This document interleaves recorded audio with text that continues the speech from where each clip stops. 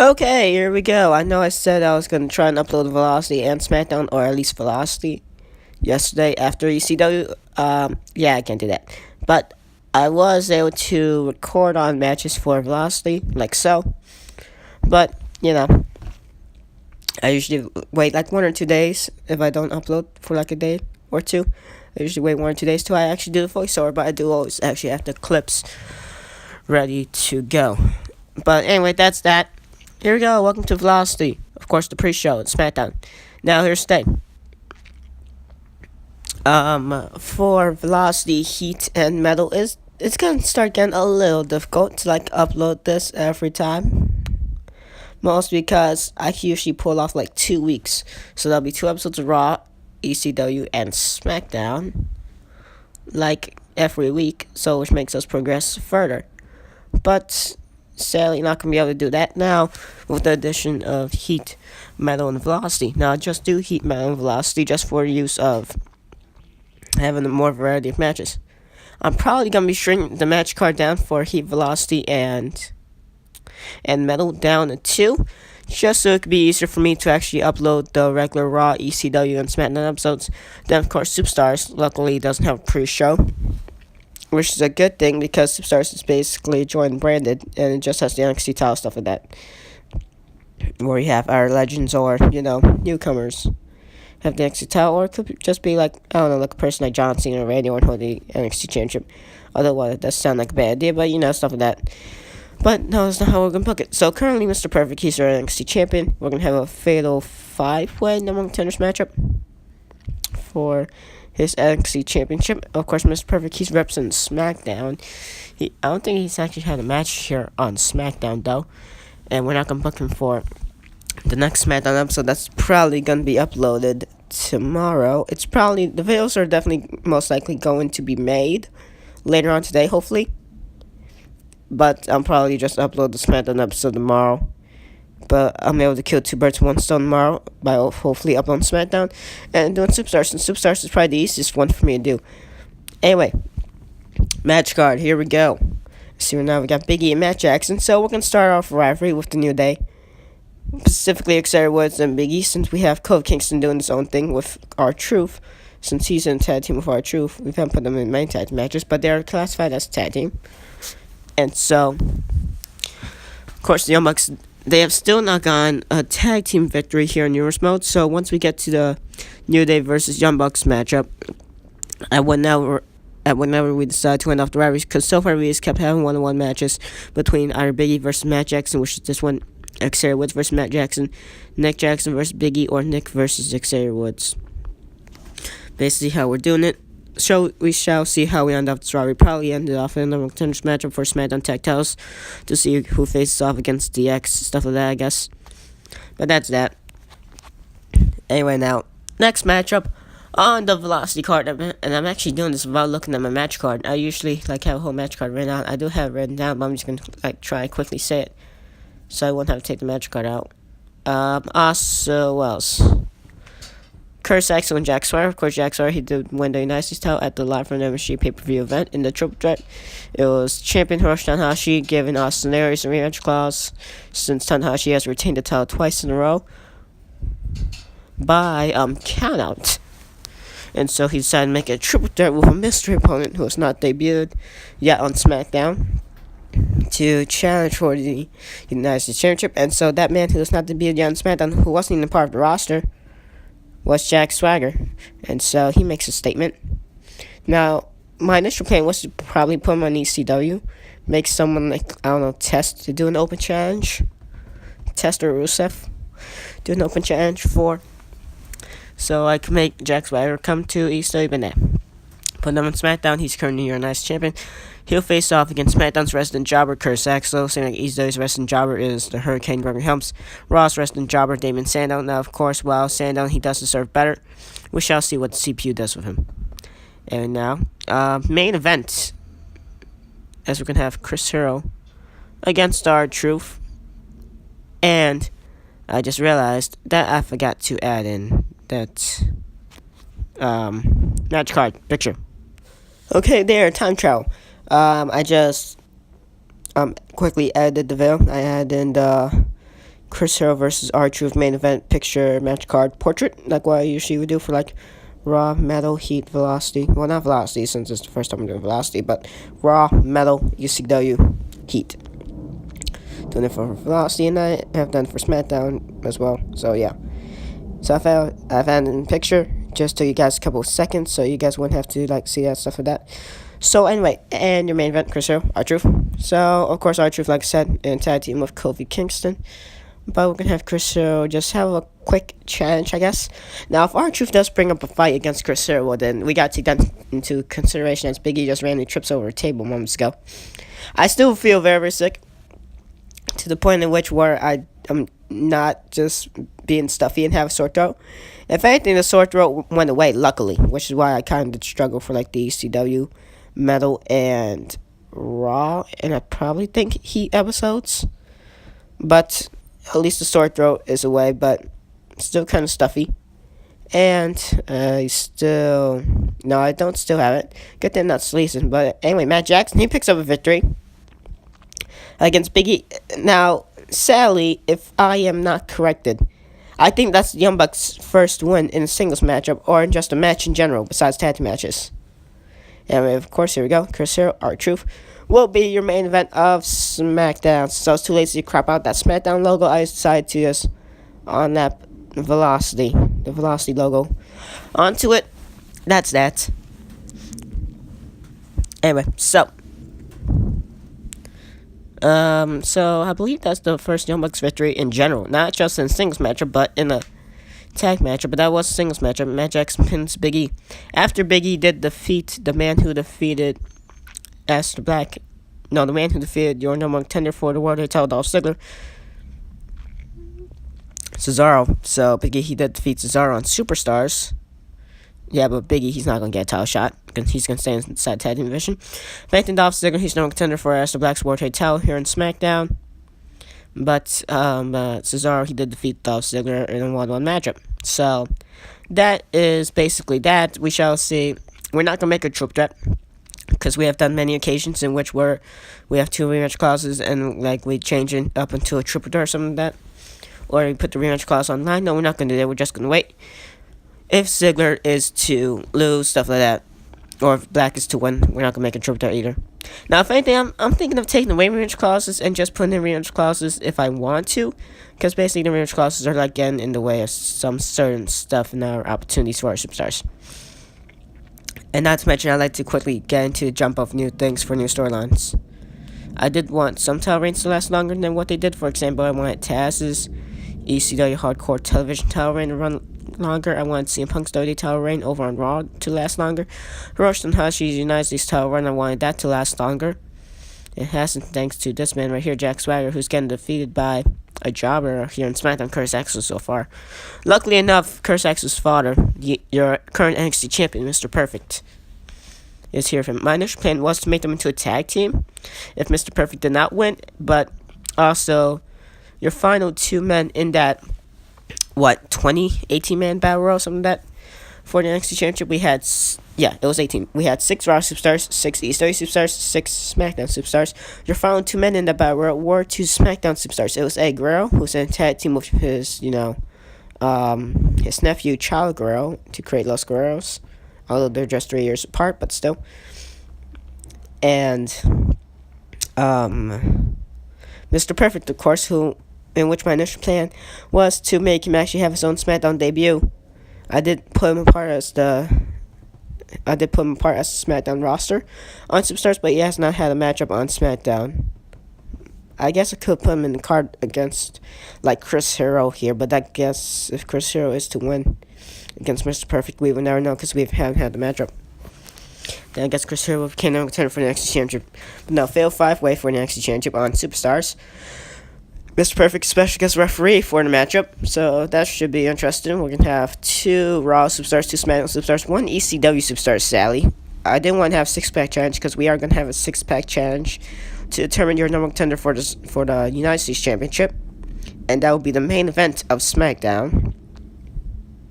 But I'm not going to say the competitors for that until the time is right to say. And there you go, Curtis Axel, and on that reverse shoulder drop. Not shoulder drop, I keep saying shoulder drop every time. That's a reverse elbow drop, but I always say shoulder drop. It's a bad habit. So anyway, Curse Axel, he nails that one. Jack Swagger, not too fond of that one. 3.9 rated, okay, 3.8 rated matchup so far, surprisingly. You think these guys don't necessarily have all much good chemistry? Well, necessarily they will, kind of, because of the, I don't know, because 2013, 2014 experience and how bad the roster was in 2013 and 2014. So that's that, I guess. Necessarily in the K matchup so far, Curse Axel, of course, he actually does have great wrestling talent. I feel like Curse Axel should have held the Unicorn Championship a little bit longer than what he did. Back then in, like, what was 2013, 2014. But Big E, he was in okay nice shape, in my opinion. Anyway, while I'm talking about that, that was, what, 2013, 2014? I feel old, even though I'm just 13, but I still feel old. So, you know, Curse Axel is probably going to go off the top rope here. Can he nail? Nope. That was going to nail any kind of maneuver that he was going to decide to do. Swagger, he's just going to crash and burn to the outside. And now, well, Curse Axel had the upper hand on the champion Jack Swagger. Imagine Curse Axel. Imagine if he wins this matchup. This is a non-title matchup, of course, but if he wins this matchup, well, then it'll probably become a triple threat between himself, of course, the United States champion Jack Swagger, and whichever of the 6 superstars to win that 6-pack challenge for the main event SmackDown to determine a number contender for the United States Championship. Since I'm too lazy to set up a whole storyline with our Tanahashi or Aries, I will give a hint. Tanahashi and Aries, they're 2 of the 6 men in that 6-pack challenge. So if either Tanahashi, your former United States champion, or Austin Aries, the man who has come so close to the United States Championship, only to not win it via countout, well, via the champion himself, Hiroshi Tanahashi, getting count out twice on 2 occasions at the No Surrender pay-per-view. And then in the rematch after, in the SmackDown, the first ever episode of SmackDown, after the No Surrender pay-per-view, which was the rematch, ironically enough, both of them ended with a count-out victory. So, a count-out victory for Austin Aries, but able for Tanahashi to retain. And that's because Austin Aries just kept destroying him on the outside. Well, it's because Tanahashi was faking, and Tanahashi legit actually got hurt multiple times on the outside due to Austin Aries, multiple, not brainbusters, but those brutal discus forearms, spin punches, whatever you want to call it. So yeah, those are lethal from Austin Aries. I'd like to see him have a battle against Chris Hero, but for Chris Hero, he doesn't do it as often. I have it set. I have the spin elbow set for Chris Hero, aka Castizono, but we're just gonna call him Chris Hero. We're gonna keep it in the independent style. But I do have set up as his running move, and he doesn't usually run a lot in the game. Well, at least the CP doesn't usually make him run and do the spin punch. Unlike Austin Aries, where it's like his regular big power attack that you just hit A and R at the same time to pull off the move. So that's that, basically. Anyway, now Swagger thought I was going to do the Patriot Lock, but now Curse Axel has Jack Swagger. It's getting very difficult for me to try and call this action. I feel very, very stuffy. This cold better go away. Been having this cold for like, what, 3-4 days now? Probably more, I'm not sure. There we go. Axel holding on to his eye a little bit. Probably Jack Swagger did damage there, and Swagger, he missed the spear just seconds ago. And now Curse Axel, upper hand, he's looking very good in this matchup against the champion Jack Swagger, never mind Swagger. Upper hand and momentum, the All-American Jack Swagger. With the upper hand, here, your current United States champion. Win the title in his debut matchup. So, of course, that's cool. That's accomplishment in itself. Swagger could probably steal one with that plancha. Nope. Curse Axel acting very, very resilient here. Axel, he's giving up a hell of a fight against Jack Swagger, to be fair. And I'm not gonna lie, I am very much surprised. This is like gonna be a 23, 24 minute episode of Velocity, so not sure how long we've passed by so far. Can't check the time lapse while I'm recording. And whoa, Swagger, he's just gonna make Curse Axel tap out with that sleeper hold. Curse Axel, not gonna lie, I was kind of cheering for Axel throughout that matchup because of his, momentum he had going into that. Well, during the matchup at some points. Very impressive showing from Curse Axel. Wait, that was rope break. What am I talking about? Oh man, I feel like an idiot. Fine. I could explain. Alright, before you dislike or go in the comment section saying if I'm an idiot or something like that, I could explain my confusion, which is why I'm not mostly able to call the action. Because of this recording bar that always just, when I edit videos, this recording bar just has this whole green, yellow, and red bar type. and like it keeps going up every time, and this just locates my audio and shows how loud my audio is. Of course, it's now on red since now mine's currently on yellow. Now it's on red, and so this takes up like 40% of my screen. So this now that started out good, and now Jack Swagger wins the matchup as soon as I'm explaining my mistake. 2.6 rated matchup. Swagger wins with a full out suplex once again. Curse Axel pull up health fight. I feel like an idiot, but this voice audio bar while I'm recording videos all the time, it does block out 40% of my screen while I'm recording, so I don't usually know the action to call. For example, for my error, since the bar was covering up the word rope break, I thought I said Jack Swagger wins. But nope, that was rope break. My bad. Don't hate me. I blame this bar. I really do. But that's the only way I could actually stop doing audio. If I hit stop on this bar. Anyway, there we go. Main event action. Chris Hero. R-Truth. Code Case 9 R-Truth's corner. We shall see how R-Truth can fend for himself. See right there. Nails spin heel kick to Chris Hero. Kind of surprised right there. Hero not doing so well in the beginning parts of his matchup. Of course, Chris Hero, he has had a very credible rivalry against John Cena before here. So we did have them feud for a while. We had like 6 weeks except for our first SmackDown pay-per-view, since Raw had their pay-per-view they had their pay-per-view on week 4. Easter had theirs in week 5. SmackDown had their No Surrender pay-per-view on week 6.